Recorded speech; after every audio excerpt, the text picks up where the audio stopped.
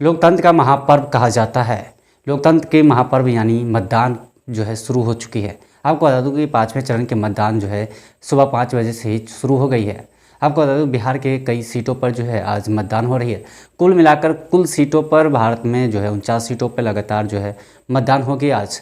यानी सुबह से ये जो सुबह 5 बजे से लेकर के शाम के 5 बजे तक मतदान का समय अनुसार रखा गया है। आपको बता दूं कि भारत में कई ऐसे जगहों पर जहां पर दंगे फसाद के कारण रुक गई थी, वहां पर भी चुनाव होगी। आपको बता दूं कि इसमें जो आपको देखने को मिल सकता है वो राहुल गांधी का भी टक्कर होगा। वहीं बात करें तो स्मृति ईरानी की भी अपनी दमखम दिखेगी, वहीं राजनाथ सिंह का भी अपना जो है झंडा दिखेगा।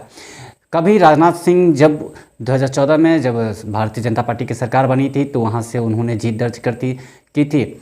तब उन्होंने सपा के जो प्रत्याशी थे उनको हराया था 2,81,415 वोटों से। वहीं बात की जाए तो 2019 में जब वहाँ पर वो मौजूद थे तब कांग्रेस के नेता को उन्होंने 2,80,000 के आसपास 2,18,725 के आसपास के मतदाता से हराई थी। यानी आपको बता दूं कि ये लखनऊ की जो है लखनऊ 2004 में लखनऊ से जो है अटल बिहारी वाजपेयी ने सपा के प्रत्याशी को ही 2,17,000 वोटों से हराया था।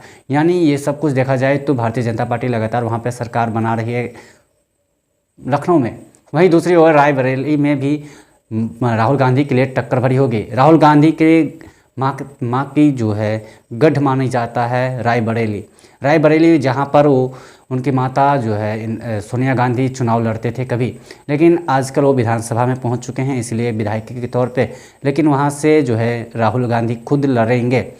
दूसरी ओर बात की जाए तो राहुल गांधी जो है अमेठी से जो चुनाव लड़ रहे थे 2014-2019 में जहाँ पे वो लड़ रहे थे वहाँ पे उन्होंने 2019 से हार चुके थे, तो इस बार उन्होंने वहाँ पर अपनी नामांकन दर्ज नहीं कराई। उन्होंने राहुल गांधी जो है वहाँ से शर्मा को अमृतपाल शर्मा जैसे जो है उनको खड़ा किए और उन्होंने वहाँ से जो है स्मृति ईरानी को टक्कर दे सकती हैं। वहीं बात की जाए तो पूरे कुल मिलाकर 49 सीटों पर मतदान होगी, सुबह 5 बजे से हो रही है।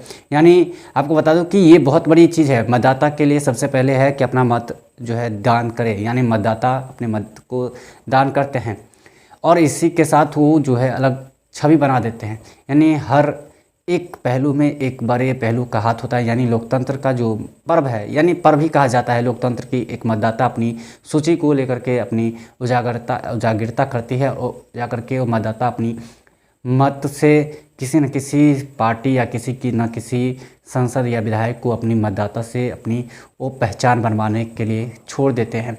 ये कहीं ना कहीं उनकी जो है अलग पहचान बन गई है। मतदाता एक बहुत बड़ा वोटर होता है। एक वोट की कीमत तुम क्या जानो, हजारी प्रसाद द्विवेदी जी ने कभी कहा था कि ये देश में जब भी किसी तरह की आपूर्ति होगी तो उस लोकतंत्र की राजा को कैसे इसे अपने स्वरूप देखेंगे। कभी उन्होंने कहा था कि जो एक बार आया है उसे हर बार नहीं मौका दिया जा सकता है।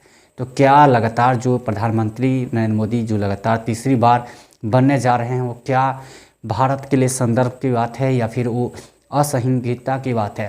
क्योंकि भारतीय जनता पार्टी लगातार अपने काम से लोगों के बीचों में ध्यान लाए हैं। ऐसा नहीं है कि उन्होंने 10 साल में कुछ काम नहीं किए हैं। उन्होंने 10 बड़े ऐसे काम किए हैं जो आपको हम गिना भी नहीं सकते हैं, क्योंकि समय हर जो है लोगों के पास में है लेकिन वो सुनना नहीं चाहते हैं।